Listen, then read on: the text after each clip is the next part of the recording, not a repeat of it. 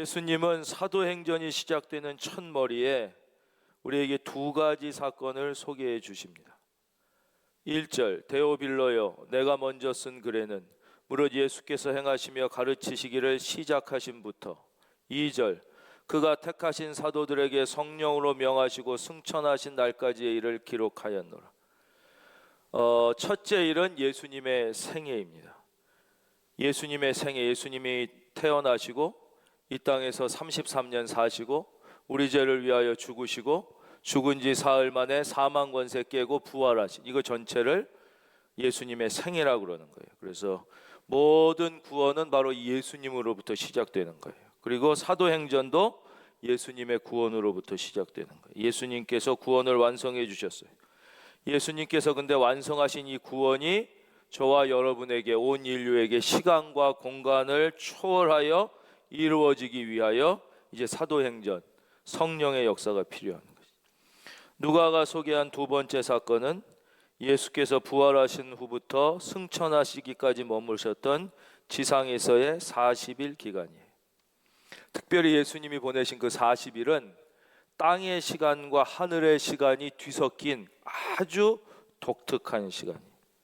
땅의 사건과 하늘의 사건이 섞이는 이 독특한 시간이에요. 그럼 예수님은 왜 부활하신 다음에 승천 안 하시고 이 40일을 더 계셨느냐? 딱 하나, 너희는 가서 모든 민족을 제자로 삼아 아버지와 아들과 성령의 이름으로 세례를 주라. 그거 가르쳐 주시려고. 그거를 성경은 하나님의 일이라고 말씀하셨어요. 이거 알려주시려고 40일을 더 사셨고 이 말씀하시고 승천하신 거예요. 그래서 하나님의 일이란 무엇이냐? 따라하겠습니다. 하나님의 일이란 너희는 가서 모든 민족으로 제자를 삼으라. 그러니까 이 말씀에 순종해서 그리스도인의 증인이 되는 게 하나님의 일이에요. 바로 이것 때문에 사도행전이 쓰여졌어요. 이제 오늘 본문 말씀 4절입니다. 사도와 함께 모이사 그들에게 분부하여 이르시되 예루살렘을 떠나지 말고 내게서 들은 바 아버지께서 약속하신 것을 기다리라. 바로 하나님이 약속하신 게 뭐냐? 주시겠다고 한 게 그게 성령이에요. 성령. 나는 이제 승천하지만 그래야 성령이 오신다. 성령이 오시는 것이 너희에게 유익하다 그랬어요. 이 성령 설명해 드렸지요. 그전에도 성령님이 계셨지만, 그전에도 예수님이 계셨지만 2000년 전 예수님께서 구원 사역의 핵심으로 인간의 몸을 입고 이 땅에 오셔서 구원 사역을 완성하셨어요. 그리고 승천하셔서 보좌 우편에 앉으시듯이 성령 하나님은 천지 창조 때부터 분명히 계셨지만, 그리고 예수님도 성령으로 잉태되신 것이지만, 바로 이때 예수님이 승천하시자마자 오순절날 기도의 분량이 찼을 때 예루살렘 마가의 다락방 120명에게 성령이 세례처럼 내리시게 된 것입니다. 4절, 사도와 함께 모이사 제자들에게 그들에게 분부하여 이르시되 예루살렘을 떠나지 말고 내게서 들은 바 아버지께서 약속하신 것을 기다리라. 요한은 물로 세례를 베풀었으나 너희는 몇 날이 못되어 성령으로 세례를 받으리라 하셨어요. 근데 여기서 놀라운 사건이 일어나는 거예요. 예수님께서 이렇게 중요한 말씀을 하셨는데 문제는 제자들이 이것을 알아듣지 못했다는 거예요. 그래서 6절에 보면 그들이 모였을 때 예수께 여쭈어 이르되 주께서 이스라엘 나라를 회복하심이 이때니까, 아주 말도 안 되는 동문서답을 하는 것이죠. 왜 그랬을까요? 예수님이 하신 말씀은 성령의 세례를 받아라 그랬는데 얘들 뭐라고 질문하냐면 이스라엘 나라를 회복하심이 이때니까 이렇게 질문하고 있어요. 이제 저를 봐주십시오. 이제는 설명을 드리겠어요. 첫째, 왜 그랬느냐? 이들한테는 성령 세례를 받으라는 말이 이스라엘의 회복으로 들렸어요. 지금 말씀을 듣는 많은 분들이 성령 세례를 받아라, 성령을 사모하라 그러는데 교회 다니는 분들이 이 얘기를 들을 때 이 말씀이 이 말씀으로 안 들리고 잘 먹고 잘 살고 건강해지고 이 땅에서 행복해, 예수 믿는 게 그건 줄 알아. 그래서 그 얘기로 들려. 그래서 설교를 듣는데 무슨 얘기인지 성령 얘기하면 안 들려. 내 얘기인지 몰라. 나에게 주시는 말씀인지 몰라. 그리고 아예 이 땅에서 네 마음의 그 간절한 땅의 문제, 한번 따라할 거예요. 땅의 문제, 성령의 문제, 하늘의 이야기를 해주시는데 자꾸 땅의 문제로만 들려. 그냥 그래 들리는 거예요. 그 첫째, 그래서 성령 세례를 받으라고 그랬는데 엉뚱한, 아니 그럼 이스라엘이 이때 회복된다면, 왜냐 이 사람들에게 가장 긴급한 문제는 지금 이스라엘 회복의 문제거든요. 자유를 빼앗기고, 우리도 나라 빼앗겨 봐서 알잖아요. 사람이 아무리 가난해도 자유롭게 살고 싶은 게 사람인데, 이 땅의 문제, 내 지금 경제의 문제, 취직의 문제, 이사의 문제, 그렇죠? 먹고 사는 문제, 병의 문제만 마음이 다 뺏겨져 있으니까 하나님이 하시는 얘기가 안 들려. 그리고 다 그 얘기로만 들려. 그냥 첫째, 그러니까 우리가 교회에 온다고 예수님의 말씀을 다 알아듣는 게 아니에요. 버트란드 러셀 같은 사람은 평생 성경을 연구했지만 그 사람은 예수님을 몰랐어요. 우리가 잘 아는 유명한 니체 같은 사람은 목사님의 아들로 태어났지만 평생 설교 들어도 자기의 관심사에만 마음이 빼앗겨져 있는 거죠. 그래갖고 그 관심사 외에는 아예 안 들리니까 신은 죽었다, 그렇게 되는 거죠. 다른 한편으로는 이렇게 이해할 수가 있습니다. 제자들이 성령 세례를 받으라는 예수님의 말씀을 들었는데, 문제는 자신들의 관심이 이스라엘의 회복에만 있었기 때문에 딴소리를 하는 거예요. 딴소리. 그러니까 우리가 얘기하다 보면 맨날 딴소리 하는 사람 있죠. 그러니까 애들도 키울 때 엄마가 얘기하는데 계속 딴소리를 해요. 성령 받으라고 그랬는데, 아유 그러면요 어떻게 하면 병 낫습니까? 이렇게 물어봐요. 자꾸. 예수 그리스도를 위하여 당신에게 주어진 시간을 거룩하게 쓰라고 그러는데 어떻게 하면은 건강해질 수 있습니까? 자꾸 이런 걸 물어봐요. 그러니까 계속 그 얘기를 듣긴 듣는데 그게 내가 지금 원하는 얘기가 아니니까 계속 자기가 원하는 것만 물어보는 거예요. 그러니까 첫째, 전혀 못 알아듣기도 하고, 좀 교회 다니는 사람 알아들어. 지금 하나님이 나에게 뭘 원하는지 아는데 계속 딴 얘기만 하는 거예요. 딴 얘기만. 여기서 우리는 아주 중요한 한 가지 주제를 이제 짚고 넘어가야 됩니다. 그것이 무엇이냐? 바로 이 땅이 우선인가 하늘이 우선인가, 빵이 우선인가 구원이 우선인가 하는 문제. 우리는 자꾸 이 땅의 문제가 우선이잖아요. 제자들도 그래. 이스라엘의 회복, 당장 이 땅의 빵의 문제, 먹고 사는 문제가. 그러나 예수님은 그렇게 말씀하지 않았다는 거예요. 예수도 좋고 구원도 좋고 성령도 좋고 예수의 증인되는 것도 좋은데 일단 이 땅에서 내가 애 키우고 먹고 사는 문제가 해결돼야 되지 않느냐. 집 문제가 해결되고 결혼 문제가 해결되고 취업 문제가 해결돼야, 이게 우선이고 그 다음 이거 되면 내가 주를 위하여 봉사도 하고 십자가 증거도 하고 살겠다. 이게 제자들의 마음이었어요. 그렇죠? 우리도 지금 이 상황에 빠져서 신앙의 그 놀라운 기쁨과 평안과 축복을 예수 그렇게 오래 믿으면서 하나도 누리지 못하고 사는 사람이 많다는 거예요. 예수님은 뭐라고 그러시냐? 아니라는 거예요. 이 땅의 문제가 아무리 중요해 보여도, 따라하겠습니다, 하늘의 문제가 더 우선이다. 네, 그 말씀. 이 땅의 빵의 문제가 이 세상에 먹고 사는 문제가 아니라 그거예요. 그래서 예수님이 중요한 것을 유언하시는 거예요. 중요한 것을 얘기해요. 그래서 예수님이 돌아가시기 전에 그 사랑하는 제자들을 불러서 다락방에 모아놓고 아주 중요하게 가르쳐 주신 얘기가 있어요. 그게 이제 요한복음의 성령에 대한 중요한 예언의 말씀과 설명의 말씀이에요. 요한복음 14장 16에서 17절. 내가 아버지께 구하겠으니 그가 또 다른 보혜사를 너희에게 주사 영원토록 너희와 함께 있게 하리니 그는 진리의 영이라. 세상은 능히 그를 받지 못하나니 이는 그를 보지도 못하고 알지도 못함이라. 그러나 너희는 그를 아나니 그는 너희와 함께 거하시며 또 너희 속에 계시겠음이라. 그리고 뒤에 이제 계속해요. 근데도 이 말씀을 들으면서 마음에 근심이 가득한 사람들이 있다는 거예요. 교회 와서도. 아니 나는 예수 믿으면 복 받는다고, 예수 믿으면 죽어서 천당 가고 이 땅에 살 때도 좀 마음이 평안하고 위로를 받고 복 받고 잘 된다 그래서 왔는데, 아니 이런 얘기를 하나? 제자들도 똑같았다는 거예요. 요한복음 16장 6절에서 7절 예수님이 이렇게 말씀하세요. 도리어 내가 이 말을 함으로 너희 마음에 근심이 가득하였다. 그러나 내가 너희에게 실상을 말하노니 내가 떠나가는 것이 너희에게 유익이라. 내가 떠나가지 아니하면 보혜사가 너희에게로 오시지 아니할 것이요 가면 내가 그를 너희에게로 보내리라. 성령님이 오셔야, 성령 이야기를 해야, 성령을 사모해야 유익하다는 거예요. 그럼 성령이 오셔서 무슨 일을 하십니까? 8절부터 그 내용을 계속 설명해 주세요. 그가 와서 죄에 대하여 의에 대하여 심판에 대하여 세상을 책망하시리라.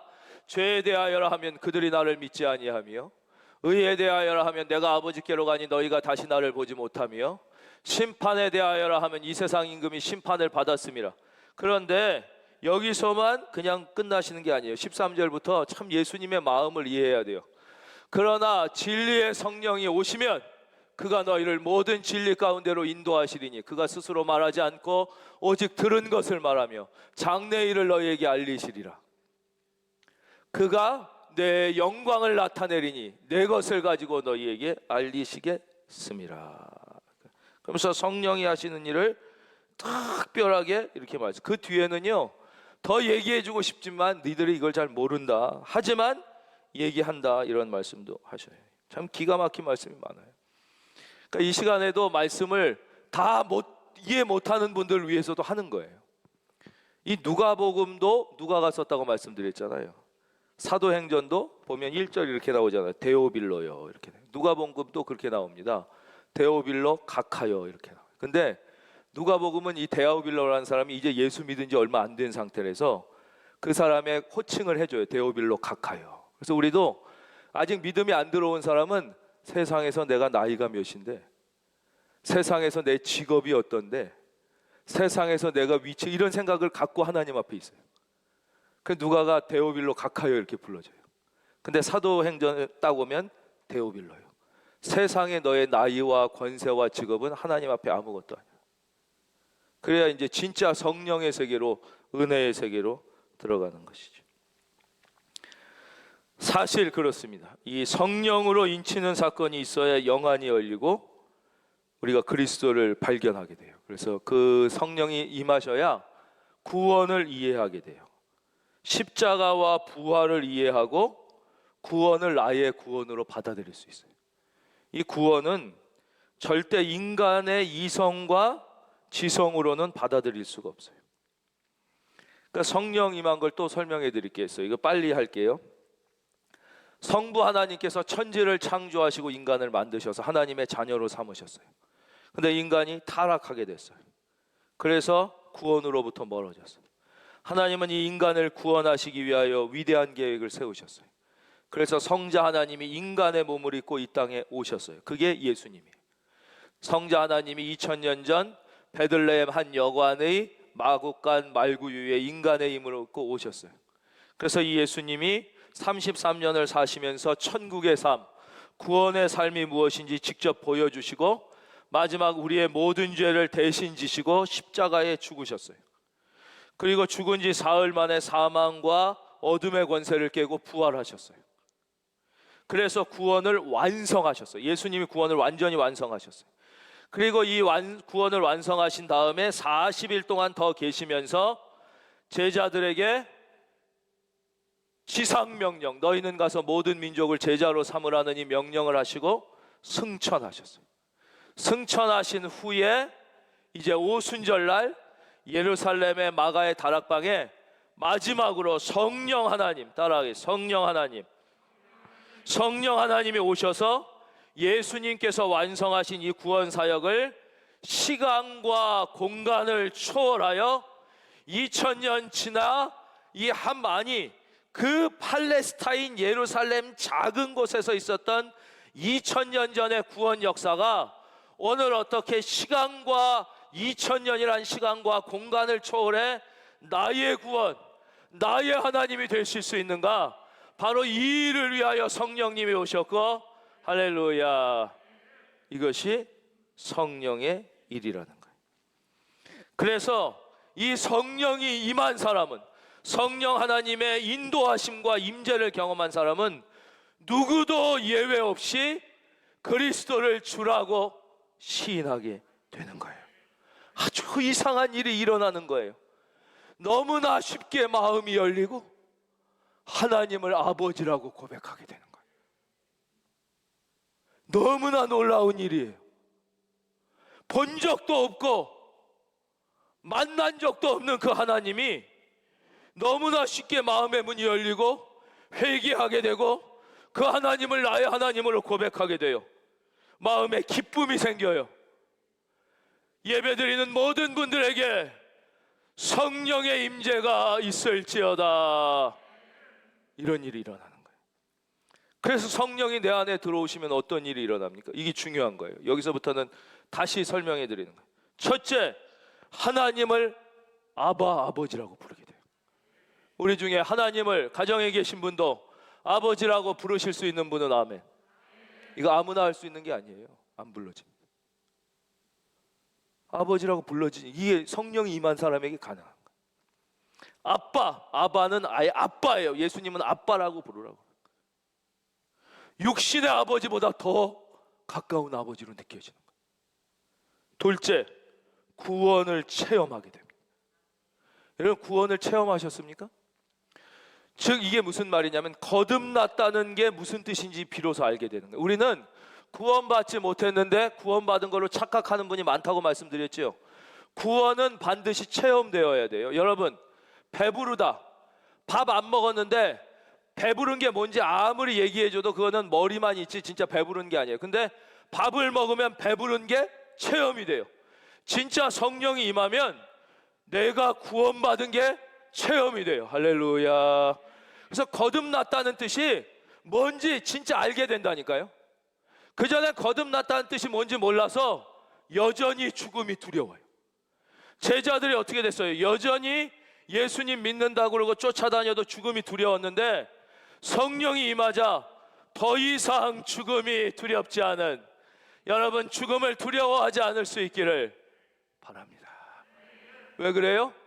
거듭남이 경험돼. 거듭남이 뭔지 알게 됐어요. 그래서 죽는 게 아쉽긴 해요. 왜? 내가 주를 위하여 한 일이 하나도 없이 죽는 게 죄송할 뿐이지 더 죽음 후에 천국이 분명하게 경험되기 때문에 이제 더 이상 죽음을 두려워하며 날마다 죽는 게 아니라 한 번 죽고 영원히 사는, 할렐루야. 그래서 제자들에게 무슨 일이 일어났다고 했어요? 더 이상 죽음이 두렵지 않고, 더 이상 세상 사는 것이 두렵지 않고, 더 이상 세상의 명예와 성공이 중요하지 않게 되었고 변하여 그리스도의 증인이 될 수 있는 거예요. 성령 받으면 그렇게 돼요. 구원을 체험하게, 거듭났다는 뜻이 무엇인지 알게 돼요. 그래서 제가 축복한 거예요. 구원받았다고 착각하는 사람이 너무 많아요. 여러분, 구원이 경험되셨습니까? 여러분에게 구원이 경험될지어다. 확실한 거예요. 밥 먹으면 배부른 거랑 너무 똑같아요. 그 너무 분명하게 경험되는 거예요. 세 번째, 내 삶의 진정한 의미와 목적을 발견하게 돼요. 내가 왜 사는지, 무엇 때문에 사는지를 알게 돼요. 이거를 모르면 사람의 만족함이 없어요. 만족함에 대해 설명드릴게요. 여러분 삶에 만족함이 있으십니까? 인간이 왜 삶에 만족함이 없는지 설명해 드릴게요. 그 전에 많은 인간의 연구와 노력은 인간의 삶에 만족함이 없는 이유는 좀 어려운 얘기예요. 개체의 결함 때문이라고 생각했어요. 쉽게 얘기하면 뭐냐면 뭔가 네가 문제가 있기 때문인 거죠. 네가 팔자가 사납던가, 부모를 잘못 만났던가, IQ가 나쁘든가, 성질이 별나든가, 뭐 몸에 무슨 병이 있던가, 하여튼 개체의 결함 때문에 삶에 만족함이 없다고 생각했어요. 근데 그래서 어떻게 하면 이 개체의 결함을 완전한 인간으로 만드느냐가 대부분의 교육이고 사회 진보의 가치라고 생각했어요. 근데 보니까 불우한 가정에 태어났는데도 너무 만족하는 사람이 많은 거예요. 몸이 불편하고 뭐 머리에 문제가 있는데도 막 감사와 만족함이 넘치는 사람들이 또 있는 거예요. 그럼 이 차이가 무엇이냐? 이 삶에 만족함이 없는 주요 이유는 개체의 결함 때문이 아니에요. 무엇 때문이냐? 삶의 목적이 잘못됐기 때문이라는 거예요. 수많은 재벌들이 삶에 만족함이 있어 보입니까? 삶에 만족함이 없는 거예요. 왜냐? 목적이 잘못됐기 때문에. 그래서 하나님의 일 목적, 너희는 가서 모든 민족을 제자로 삼으라는 거예요. 여러분, 우리의 인간의 목적, 이것을 다른 말로 바꾸면 하나님의 영광이에요. 자기가 아무리 개체가 부족하고 혹시 문제가 있다 할지라도 삶의 목적이 하나님의 영광을 위하여, 너희가 무엇을 먹든지 마시든지 하나님의 영광을 위하여 하라. 이건 하나님이 우리 부려먹으려고 주신 명령이 아니라는 거예요. 목적이 바로 되면 삶의 진정한 의미와 목적을 발견하게 됩니다. 그렇게 되니까, 그렇게 돼서 성령이 임하면 어떻게 되냐면요, 삶의 참된 능력과 평안과 기쁨을 경험하기 시작해요. 그러니까 내가 세상에서 경험하지 못하는, 훈련하고 연습하고 공부해서 받을 수 있는 능력이 아니라 새로운 차원의 능력이라는 게 있어요. 여러분, 이거를 받으시길 바라요. 그리고 세상에서 누리지 못했던 평안이 임해요. 이 평안이 임하기 때문에 예수 믿는 거예요. 할렐루야. 앞에도 말씀드렸나요? 그 초대교회의 성도들이, 아니 2000년 교회사 속에서 죽음의 칼날이 목에 들어올 때 어떻게 그 순교자들이 평안 가운데 천사 같은 얼굴로 찬송하며 순교할 수 있느냐 하는, 그 평안의 능력이 어디서 오는 거예요? 그게 훈련에서 오는 것입니까? 그 연습에서 오는 것입니까? 세상이 경험하는 다른 차원의 평안, 이게 그리스도인의 평안이에요. 평안이 없어요. 평안. 성년이 아니고서는 인생에 평안이 없는 거예요. 여기서가 아니면 저기서 고통스러운 거예요. 바로 이 삶의 평안, 그리고 이상스러운 기쁨이 임해요. 놀라운 기쁨. 저는 여러분들이 이 기쁨을 좀 경험하셨으면 좋겠어요. 지금까지 경험해 보지 못한 완전히 다른 종류의 기쁨이 임하는 거예요. 여러분, 이 기쁨을 소망하십니까? 여러분, 예수 믿고 이 기쁨을 이미 누리고 계십니까? 그래야지 그게 성령이 임한 거예요. 또 하나 아주 놀라운 사실은 죄가 싫어진다는 거예요. 성령 받으면 담배가 싫어집니다. 성령 받으면 술 취하는 것이 싫어집니다. 술 취하지 말라, 이는 방탕한 것이니 성령의 충만함을 받으라 그랬어요. 성령을 받게 되면 거짓말이 싫어집니다. 성령 받아도 넘어지기도 해요. 죄 짓기도 해요. 거짓말 할 수도 있어요. 그러나 마음이 괴로워서 견딜 수 없어요. 하나님 앞에 회개하지 아니하고는 견디질 못해요. 근데 성령 안 받은 사람은 거짓말하고도 마음이 괴롭지를 않아요. 죄를 짓고도 마음에 괴로움이 없어. 그래서 구원의 감격이 점점 상실돼요. 그래서 사는 거예요. 그런데 성령이 임하면 거짓말하면 너무너무 고통스러워요. 주의 성령이 임한 존귀한 데가 너무 부끄러워지는 거예요. 여러분들은 거짓말하기에는 너무 존귀한 사람이란 사실을 믿을 수 있기를 바랍니다. 죄 짓고 살기에는 너무나 값어치 있는 사람이란 사실을. 할렐루야. 가끔 실수도 하고 넘어지기는 합니다. 그러나 성령 받고 구원받은 사람들은 옛날과 본질적으로 달라져요. 옛날엔 세상이 그렇게 좋았는데, 예수 믿으니까 세상으로 가지 말라고 그래서 너무 세상이 좋아 보였는데, 이제는 더 이상 세상이 좋아 보이지 않습니다. 세상이 싫어지는 자기 자신을 발견하게 돼요. 왜냐? 우리 안에 성령님이 계시기 때문이에요. 그래서 하루 온종일 찬양을 부르게 됩니다. 그 찬양 여러분 부르셨어요? 예전에? 오늘 충만 찬양이 예전에는 이런 가사였겠죠. 세상 사람 날 부러워 아니하여도 나도 역시 세상 사람 부럽지 않아. 하나님의 자녀된 것 생각할 때에 할렐루야 찬송이 저절로 나네. 여러분 모르고 부르셨죠? 이 찬양 가사는 성령 받은 사람만 쓸 수 있는 거예요. 그전에는 여전히 부러워하면서 그냥 노래니까 부른 거예요.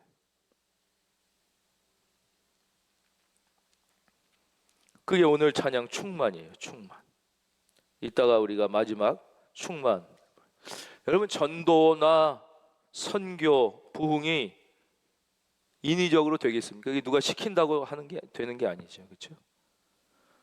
이 포도나무에 가지가 붙어 있으면 저절로 풍성한 열매를 맺듯이 성령 하나님이 우리를 예수 그리스도와 붙여 주시는 거예요. 붙여 주시는 거예요.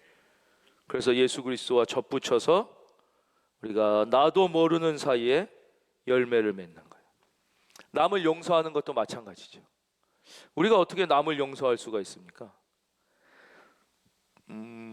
용서하는 것은 참 쉬운 일이 아닙니다. 근데 변하게 되는 것이죠. 내 능력이 아니라 성령님의 능력이에요. 그전에는 가족도 용서를 못해요. 다른 사람을 보면 자꾸 잘못한 거, 부족한 거, 모자란 거, 불평하고 분노하고 비판하려는 마음이 계속 들어요. 근데 성령이 임하면 이상하게 용서가 되는 것이에요. 우리의 힘으로 용서하는 게 아니에요. 그래서 기독교는 전에도 말씀드렸지만 도덕의 종교, 윤리의 종교가 아니라고 말씀드렸어요. 기독교는 부활의 종교예요. 부활의 종교. 근데 부활하신 주님을 만나게 돼서 성령님이 내 안에 계시면 저절로 용서하게 되고 저절로 사랑하게 되고, 그래서 밤중에 거리의 천사들 돕자 그러면 그냥 쑥 되는 거예요. 그냥 뭐 하루면은 다 이렇게 막 청년들이, 요즘 뭐 젊은 애들 다 이기주의적이고 자기만 안다고 그러는데 안 그러는 거예요. 7절입니다. 이르시되 때와 시기는 아버지께서 자기의 권한에 두셨으니 너희가 알 바 아니야. 이게 이제 아주 중요한 걸 오늘 이걸 설명드려야 돼요. 이거를 꼭 이거 하나만 기억하셔도 오늘 영적으로 큰 복을 받게 되시는 거예요. 이것 때문에 우리가 시험에 들고 넘어지는 경우가 많아요. 7절 한번 화면 보겠습니다. 한번 여러분 읽어주십시오. 가정에 계신 분도 이건 같이 읽겠습니다. 시작.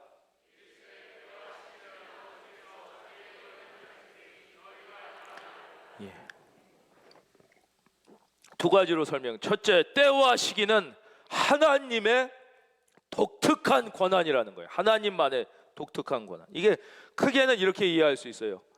언제 주의 재림이 임하시는가, 그렇죠? 뭐 이렇게도 볼 수 있어요. 그것 때문에 많은 사람이 수치를 당했죠. 대표적인 게 여러분 혹시 안식교라고 들어보셨어요? 안식교입니다. 안식교가 언제 주의 재림이 임한다 그렇게 날짜를 계산했다가 어마어마한 수치를 당한 미국의 종교예요. 우리나라에서는 신천지가 그 대표적이고 옛날 다미선교 이런 게 그런 거죠. 예. 그래서 어마어마한 수치를 당하게 된 거예요. 때와 시기는 아버지께서 자기의 권한에 두셨어요. 그래서 그거는 우리가 신경 쓸 게 아니라는 거예요. 다시 말씀드려서 언제 재림이 임하는가, 나는 언제 죽을 것인가, 이거는 하나님의 독특한 권한이라는 거예요. 여러분 그런 데는 신경 쓰면은 수치를 당하게 돼요. 수치를. 이 설교 수도 없이 들어보셨죠? 안 들어보셨어요? 들어보신 분은 아멘. 예, 많이. 자, 이제 우리 그리스도인들 이제 현실의 문제를 설명드리겠어요. 예수를 믿고도 이 때와 시기, 시간의 문제에 인간이 지나치게 관심을 가져서 신앙이 파멸하는 경우가 너무 많다는 거예요. 그래서 다시 한번 결론부터 말씀드리겠습니다. 따라하겠습니다. 시간은 하나님의 고유 권한이다. 그런데 우리의 관심이 어디에 있어서 수치를 당하게 되고 신앙이 파멸까지 가게 되느냐? 도대체 나는 언제쯤 잘 살게 될 것인가? 예수 믿고 시간을 하나님의 시간에 간섭하는 거예요. 도대체 내 이 문제는 언제쯤 해결되는가? 왜 이렇게 해결? 그 시간을 자기가 정해, 기도해 놓고도 언제까지 이 문제에 응답을 주옵소서. 그래서 혼자 시험에 들어요. 도대체 나는 언제쯤 성공하게 될까? 나는 언제쯤 결혼하게 될까? 나는 언제쯤 전세살이에서 벗어나 내 집을 갖게 되나? 우리 애는 언제쯤 사람 되나? 이거는 우리의 관심 가질 문제가 아니라는 거예요. 근데 예수 믿고도 다 여기에 관심을 빼앗기는 거예요. 하나님의 시간의 문제에 간섭하게 돼서 신앙이 파멸하게 되는 경우가 너무너무 많아요. 여러분 하나님께 맡기시기를 바랍니다. 이건 너희의 관심 사항이 아니라는 거예요. 그러니까 나는 주님은 언제 오시는가, 나는 언제 죽게 되는가 문제뿐만 아니라 이 땅을 우리가 예수 믿고 살아가면서 우리를 시험에 들게 하고 신앙의 파멸을 갖게 되는 게 우리가 하나님의 독특한 권한인 때의 문제에 간섭하기 때문에, 하나님 이때까지는 이 문제 해결해 주셔야 됩니다. 하나님 이때까지는 요거 해 주십시오. 안 되거든요. 그때까지. 이건 하나님만의 고유의 권한이라는 거예요. 고유의 권한. 그러니까 이거에 간섭하려고 그러면 우리가 신앙을 잃어버리게 돼요. 결국 이것은 왜 그러냐면 시간의 문제, 하나님을 통제하려고 하기 때문에 그렇습니다. 내가 하나님이 되는 것이죠.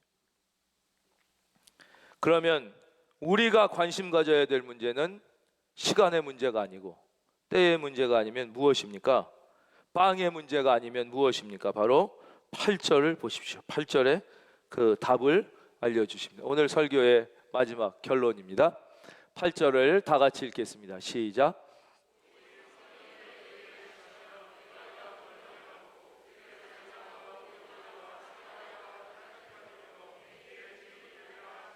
바로 놀랍게도 우리는 그럼 어디에 관심을 가져야 되느냐? 우리의 관심은 성령 받고 성령 충만하고, 할렐루야, 성령 하나님에게 관심을 두라는 거예요. 여러분, 이번 한 주간 성령 하나님을 묵상하시기 바랍니다. 성령 하나님을 생각하시길 바랍니다. 성령 하나님을 생각하면 여러분의 인생이 풍성해질 것입니다. 내 생각은 지옥입니다. 내 생각에는 무엇이 있습니까? 죄가 있습니다. 시기가 있습니다. 질투가 있습니다. 부러움이 있습니다. 그렇죠? 두려움이 있어요. 3부에는 얘기 하나 더 예화 들어드릴까요? 시간이 아까 예화를 많이.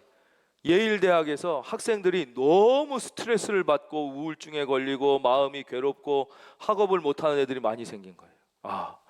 너무 머리 좋은 애들이 모이니까 애들이 학업 스트레스를 너무 받아서 이렇구나. 그래가지고 그 문제를 해결하기 위한 상담을 하고 막 했는데 전혀 개선되지 않아요. 계속 막 애들이 스트레스를 심하게 받는다 그러고 우울증이 오고 괴롭고, 그 좋은 대학에 들어왔는데, 예일대학 들어왔는데 만족함이 없어. 계속 그런 거예요. 나중에 알아보니까 그 이유가 무엇 때문이었냐? 시기심 때문이었어요. 내가 1등인 줄 알았는데 이 학교에 들어와 보니까 나보다 머리 좋은 애가 너무 많은 거예요. 아무리 최선을 다해도 중간도 못 따는 거예요. 쟤는 놀면서 막 천재 같은, 시기심 때문에 애들이 스트레스를 받기 시작한 거예요. 아니, 난 공부 잘하는 게 최고인 줄 알았는데 쟤는 공부도 잘하는데 집안도 재벌이야. 막 시기심이 쌓이는 거예요. 그럼 내 안에 있는 게 다 시기심이에요. 크든 작든. 시기심, 질투심, 두려움, 부러움. 여러분, 성령을 생각하십시오. 하나님을 생각하면 인생이 풍성해지는 거예요. 제 안에도 시기심이 있잖아요. 저 안에도 시기심이 있어요. 목사인데도 시기심이 있는 거예요. 하나님을 묵상해야 돼요. 성령님을 묵상하면 내 생각은 지옥, 하나님 생각은 천국이에요. 그래서 우리가 예수님이 마지막 해주시는 말씀, 네가 이번 한 주 동안, 아니 평생 관심을 가질 게 있는데 그것은 무엇이냐? 하나님을 묵상해라.